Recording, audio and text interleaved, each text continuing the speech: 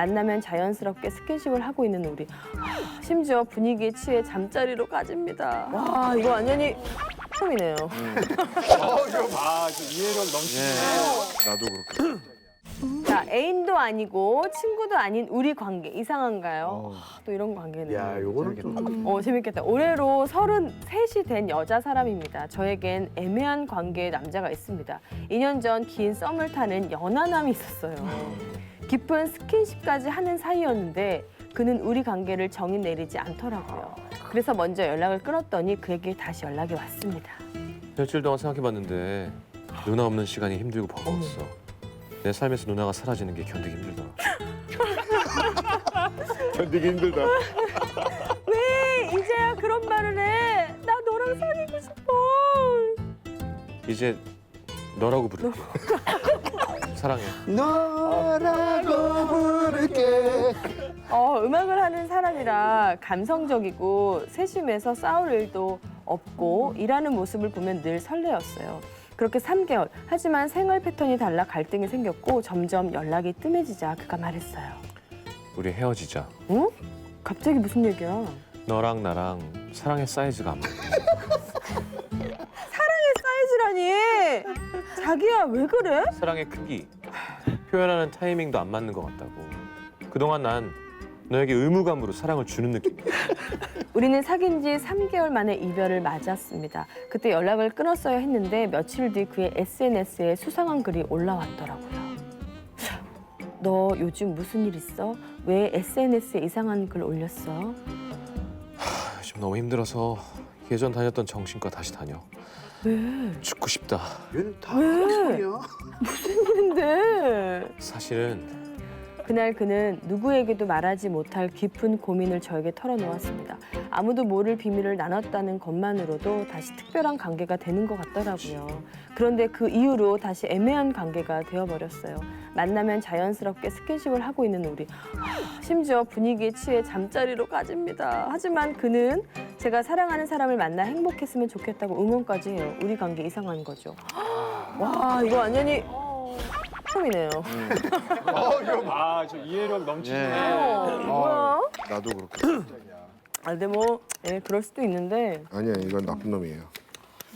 자 오랜만에 다양한 색깔들이 나오고 있습니다. 그러게요. 네, 정현건 씨는 화려하다. 완벽하게 이해하고 있군요. 뭐가 이상하고 뭐가 이게 당연하고 뭐가 특별하다라고 저는 남녀 사이에서는 좀 지키기가 애매한 것 같아서 네. 사람마다 다르네요. 그러네요. 사람마다 다 다른 거라. 너무. 아니, 아까 마이웨이 1등 하잖아요. 제가 공감 아니, 능력이 좀. 몸이 이렇게 크신데. 그게 아니라 이상한 건 이상한 건데 색깔을 좀 바꿔야 될 것 같아요. 네. 저도 그렇게 생각을 하는 부분은 있어요. 네. 남녀 관계는 그 둘만 하는 거예요. 그렇죠. 네. 그래서 할 수 있는데 만약에 제가 이 여자 사람의 지인이라 하면은 이상한 거예요. 제가 보기에는. 저는 이 남자가 자기가 필요하면 나 누나 없으면 힘들고 버거워. 사귀자. 사귀어봤더니 별론 것 같아. 헤어지자. 헤어졌더니 내가 요새 안 좋은 일이 있어. 그리고 또 만남을 갖는단 말이에요.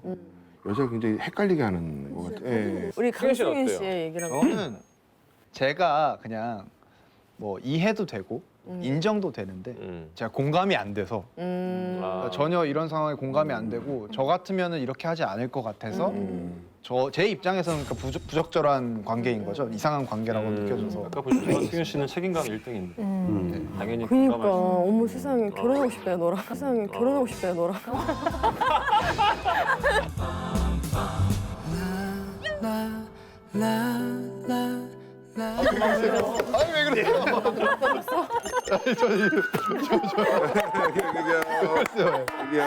어떻게 보고 아니 왜 이래? 그냥 던져본 말이야. 얼굴이 붉어져.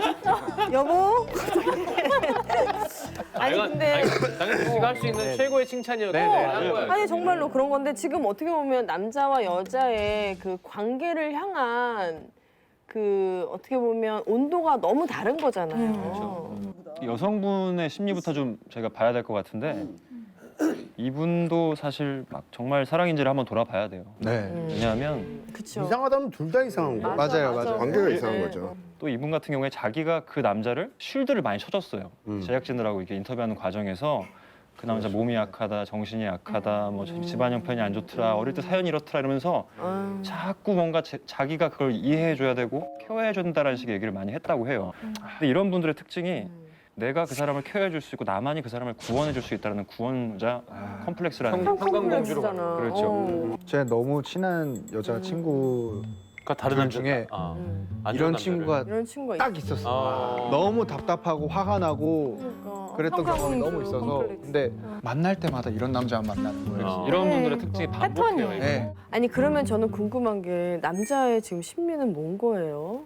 전형적인 나쁜 남자라고 하는 그런 남자죠. 본인이 원하는 거는 취하고 싶지만 그에 따른 책임은 절대 지고 싶어 하지 않는 쉽지 않아. 그런 상황이고 교묘하게 상대를 이렇게 조종하고 있어요. 제가 볼 때는 좀 멀어질 것 같으면 자기 또 힘든 거 SNS에 올리거나 그렇지. 연락하거나 이러면서 또 자기 케어하게 만들고 그러다 자기 또 답답하고 책임지기 싫으면은 또 떠나고. 우리 뭐 사랑의 사이즈가 틀린 것 같아 뭐 이러면서 사이즈? 이러면서 전형적으로 사이즈 뭐야? 트로트 제목인 줄 알았어요. 사랑의 사이즈. 사랑의 사이즈가 달랐나봐요. 전형적으로 착취적이고 굉장히 극도의 자기 중심적인 사람이죠. 사연의 제목은요. 도덕적인 기준이 빡빡한 나. 대 무법자 친구. 누가 이상한 거죠? 저에게는 학창 시절부터 친하게 지낸 친구들이 있습니다. 함께 해온 지 어느덧 15년이 넘었네요. 그런데 요즘 이 친구들과의 관계에 회의감이 듭니다. 아, 플랜도 너무 좋다. 역시 사람은 자연 속에서 여행을 와야 돼. 아, 야, 이 음료수 되게 맛있네. 아, 쓰레기 어디다 버리지? 에이, 참. 야, 쓰레기를 여기다 버리면 어떡해. 아, 뭐 어때? 쓰레기통 여기 없잖아. 저는 제 눈과 귀를 의심했습니다. 아무 곳에 쓰레기를 버리면 안 된다는 건 상식 아닌가요? 아, 왜 이래? 친구들의 아무렇지 않은 범죄 행각에 저는 한동안 충격에 휩싸여 있었죠. 몇 달 뒤 도저히 이해할 수 없는 일이 발생했습니다. 이야, 여수다. 여수 밤바다 이 조명에 담긴 아름다운 얘기가 있어. 옆에 취객이에요? 아, 얼마 만에 여행이냐. 너무 좋다. 야, 소주도 오늘따라 너무 맛있네. 맛있겠다. 어? 근데 이 소주잔 되게 특이하다. 나 처음 봤어. 그러게 서울 없는 거잖아. 야야야, 가방 좀 줘봐. 야, 가방 갑자기 왜? 이런 레어템은 소장해줘야 제맛이지. 야, 그래도 가게 물건인데 가져가면 어떡해. 그거 도둑질이야. 아, 이런 거 원래 소주 회사에서 공짜로 주는 거야. 괜찮아, 괜찮아. 아, 그래 옆에서 보고 있는 너도 공범이다. 그날 결국 친구는 가방에 소주잔 3개를 집어넣었습니다. 어릴 때부터 친구에게 가벼운 도벽이 있는 건 알고 있었어요. 시장 매대 위 양말을 슬쩍 한다거나 골목길에 세워진 자전거를 몰래 타고 간 적도 있습니다. 그건 또 하지만 다 어릴 때 모르고 했던 행동이니 이해했던 거지 우린 이제 30대라고요.